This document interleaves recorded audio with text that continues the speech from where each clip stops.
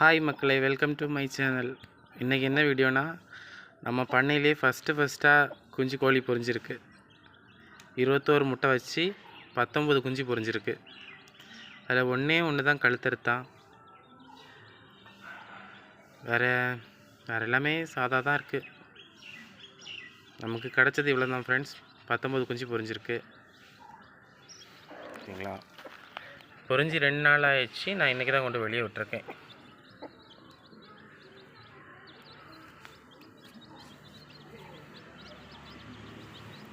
பாருங்கள் ஃப்ரெண்ட்ஸ், யாருக்கால் கோழி குஞ்சு வேணும்னா நம்மளை காண்டாக்ட் பண்ணுங்கள்.